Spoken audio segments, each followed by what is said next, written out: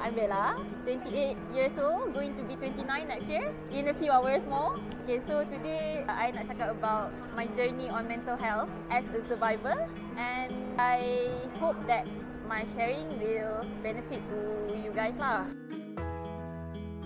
I've been diagnosed with depression actually, MDD, more specific, major depressive disorder with hallucination. It's basically I'm having depression, which I was diagnosed in 2017.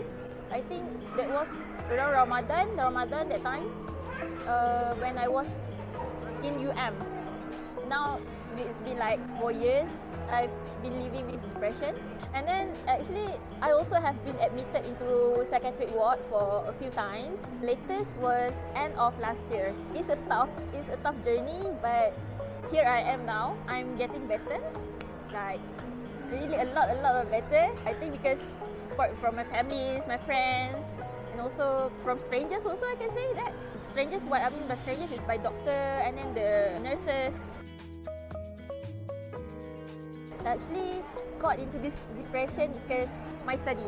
I used to study geology in UM. I'm about to finish my study actually, but on the last semester I got into depression, and actually I didn't finish my study, so I'm a dropout. Right now I've been working in F&B, food and beverages sector. Now I'm still have appointments with doctor at General Hospital in Penang. Actually my depression really gets better, but on this the last October this year, my father died, and I think since then I'm a bit off track, I can say. Like I say, I have a very good support from my friends and family. One thing that I want to say that if you have this kind of feeling that you are not well, just get some help.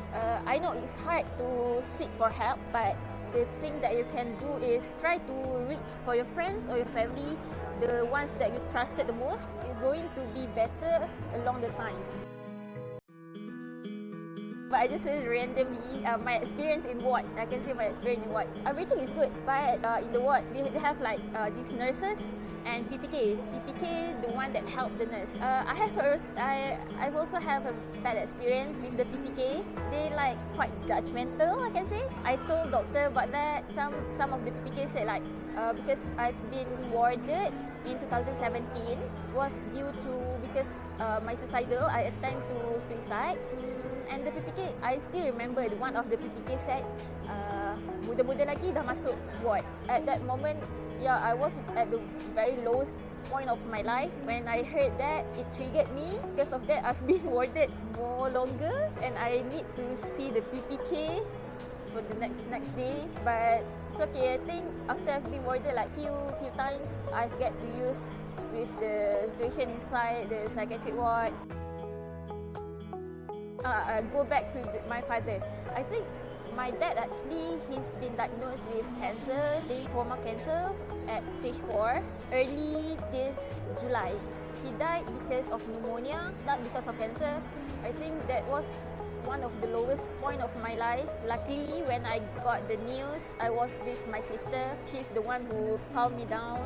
Hard when you have depression and then you're going through something like you lost your close family members. It's hard. What I did was I talked to my friend like Amel and also Razin also about this. I think thing about your feeling is don't simpan your feeling, you know what I mean? Don't let the things, if you have something, just tell other people. Yeah, sometimes we just need someone to tell story, not for them to respond to what we say. It's just that maybe they can, by sharing this to the other person, it can less your burden. Actually, when I was warded, I've been treated with ECT. ECT is actually electroconvulsive therapy, which means that they give electric shock to your brain because my suicidal was very wrong at that moment. By doing that, it helps me a lot because when I did that ECT, I forget a lot of things that bother me. After that, I feel very much better. My future plan, I still want to continue my study.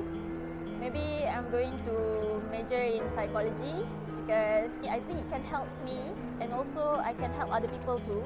As I am reaching 29 soon, I think I have this thought in my mind. I'm too old to continue my study, but actually it is not. It is me thinking about that. For this time being, I just want to continue working and then save money for the future. The thing that I want the most is I want to continue my study in psychology. That's the thing that I want to do.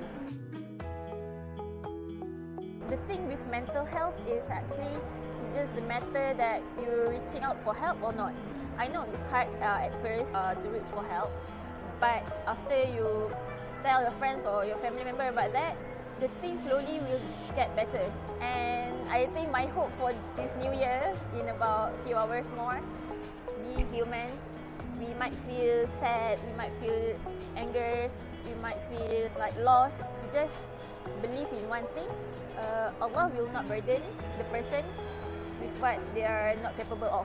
I know it's a cliche, but that's something that we as a Muslim can hold on to. I think right now, this moment, people are not very judgmental about mental health because the awareness is very good about this. People right now know what is mental health and everything. People are aware about this right now. It's not back like 4 years ago, 5 years ago, people do not know what is mental health. Even though the awareness is quite good now, but there's still stigma out there that people with mental illness is lack of iman, something like that. But it is not. It is actually something to do with your chemical in your brain. It's complex. It's more complex than that. Don't worry if you. I cannot say that don't worry. Don't worry. Try to find the positive side from your mental health, because the one thing is that I learned from this journey is it's okay to be not okay, but the next day you come back stronger. Okay, thank you for watching this, sharing my random experience. Hope that people out there going to have a happy life, inshallah. Yeah, happy new year.